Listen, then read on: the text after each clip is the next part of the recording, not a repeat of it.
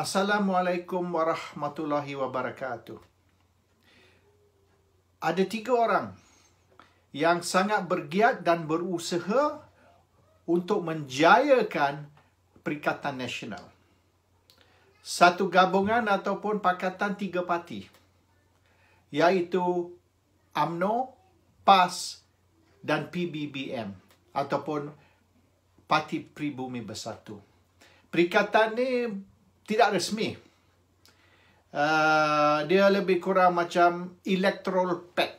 Walaupun mereka tidak membuat pact semasa pilihan raya, tapi selepas pilihan raya. Dan 3 orang ni, Setiausaha Agung tiap-tiap parti, iaitu Tan Sri Anwar Musa dari UMNO, Datuk Taqiyuddin Hassan dari PAS dan Datuk Seri Hamzah Zainuddin dari Parti Pribumi. Mereka ni aktif dan sangat berusaha untuk menjayakan pakatan ini ataupun gabungan 3 parti ini. Dan sekiranya pilihan raya kecil Cini ini membuktikan yang pakatan ni memang viable ataupun berjaya, maka pilihan raya akan datang, pilihan raya umum yang ke-15, bila-bila masa diadakan kita tak tahu lagi, akan berjaya mengekalkan pemerintahan perikatan dan kemungkinan besar Pakatan Harapan akan kalah teruk dan mungkin pupus, extinct dari politik Malaysia. Oleh kerana di dalam pakatan tu mereka tidak berpakat, tidak bersatu. Mereka bergaduh dan mereka rebut kuasa dan mereka tidak setuju tentang banyak perkara. Tetapi di dalam perikatan ni so far nampaknya mereka damai dan berpakat dan banyak bertolak ansur di antara satu sama lain. Dan 3 orang ni lah, Anwar Musa, Taqiyuddin Hassan, Hamzah Zainuddin yang memain satu peranan yang penting untuk menjayakan pakatan ataupun gabungan ini, walaupun satu pakatan atau gabungan yang unofficial, tidak resmi, tidak didaftar dan sebagainya. Tapi di dalam parti 3-3 itu pun ada juga pemimpin yang berusaha untuk menggagalkan pakatan dengan menimbulkan ialah macam-macam sungutan, tidak puas hati, kritik dan sebagainya. Mereka biasalah, orang politik dan orang Melayu ni memang mereka banyak dengki. Mereka tidak boleh tengok orang senang, tidak boleh tengok orang terima faedah. Macam mana pun kalau ada faedah, kena mereka, jangan orang lain. Inilah tabiat Melayu. Dan saya tahu sangat sebab saya dulu 20 tahun saya duduk di Kuala Terengganu, satu suasana atau environment kampung di Kuala Ibai. Dan saya nak cerita sikit. Satu hari saya telah pergi ke Pasar Payang dan saya tengok ada satu raga basket ketam tapi tidak tutup. Dan saya tengok ketam tu macam nak keluar dari basket tu. Saya tanya orang jual ketam, sebab apa tak tutup? Nampaknya ketam ni dia nak lagi keluar. Jawapan yang orang jual ketam tu beri, tak apa, tengok. Bila satu ketam naik, yang ketam lain tu akan tarik turun. Jadi setiap kali ada ketam yang cuba nak keluar, ketam lain ni akan tarik dia masuk balik ke dalam bakul. Jadi tak payah saya tutup, ketam ni boleh menentukan yang ketam lain ni tidak berjaya. Inilah perangai orang Melayu, kata orang yang jual ketam tu. Jadi, ialah mungkin kita nak marah Tun Dr. Mahathir Mohamad tentang dia kritik orang Melayu, tentang dia hina orang Melayu. Tapi sikit sebanyak betul. Perangai kita Melayu ni, memang kita tak boleh nak bersatu, kita kuat dengki, kita kuat cemburu, kita kuat iri hati. Tak boleh tengok orang senang. Kalau kita tengok orang senang, kita mesti nak buat sesuatu, nak bagi mereka susah. Ini tabiat kita.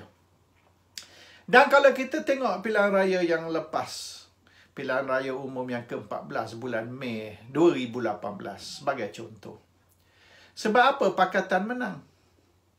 Pakatan menang sebab orang Melayu pecah 5. Melayu UMNO, Melayu PAS, Melayu PKR, Melayu Pribumi, Melayu Parti Amanah, 5 geng Melayu. Kita pecah 5. Tapi orang Cina pula mereka bersatu di bawah DAP. 97 hingga 98% orang Cina undi DAP, sokong DAP.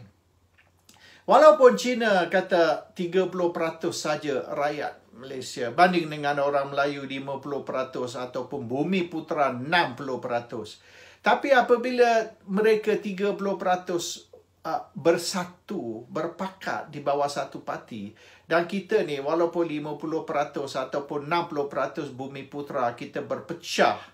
Dan kita tak kira lagi berapa lagi Melayu ataupun Bumi Putera berpecah di Sabah dan Sarawak. Kalau campur tu 5 bukan 5, 6, 7, 8 Melayu berpecah kalau masuk Sabah Sarawak. Jadi apabila Melayu tidak boleh bersatu kerana perangai kita ni nak bergaduh, nak berpecah, nak dengki sama sendiri, maka yang minoriti 30% akan memerintah. Dan kita majoriti akan menjadi hamba di negara sendiri. Itu saja.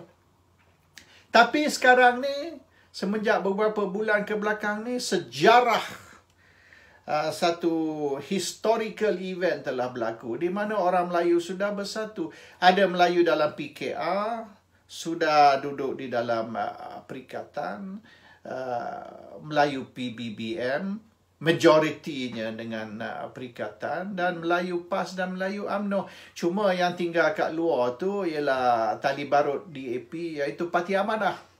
Dan mereka memanglah kini dulu selama-lamanya bersama DAP, sebab DAP yang tubuhkan Parti Amanah, dan DAP yang memberi kewangan duit mereka berjuta-juta datang dari DAP. Jadi mereka tak bolehlah nak tinggalkan DAP. Tapi Melayu Parti Amanah tu kita boleh ketepikan lah. Mereka Melayu di luar, bukan Melayu di dalam. Cakap di bibir Islam, tapi dalam hati bukan Islam. Itulah perangai Parti Amanah.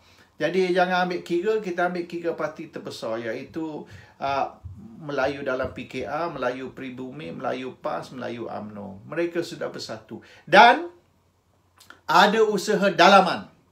Pemimpin-pemimpin dalam tiap-tiap parti itu sendiri yang cuba nak gagalkan Perikatan Nasional. Sebab kalau Perikatan Nasional tidak gagal dan Perikatan Nasional menghadapi pilihan raya akan datang, PRU15 sebagai satu pakatan atau satu gabungan macam sekarang, maka mampuslah Pakatan Harapan. Dan mereka tidak akan timbul selama-lamanya dan akan pupus. Tidak akan ada lagi di dalam politik Malaysia. They will no longer be a factor in Malaysian politics. That is the issue. Jadi kita kena berjaga-jaga. Di dalam kalangan pimpin Melayu sendiri ada kaki sabotaj, ada kaki yang nak gagalkan Perikatan Nasional, dan kita harap 3 pemimpin yang kita sebut tadi itu, Anwar Musa, Taqiyuddin Hassan dan Hamzah Zainuddin, boleh berpakat dan bersatu dan berdiri teguh untuk menjayakan Perikatan Nasional demi kepentingan orang Melayu dan orang Islam. Assalamualaikum warahmatullahi wabarakatuh.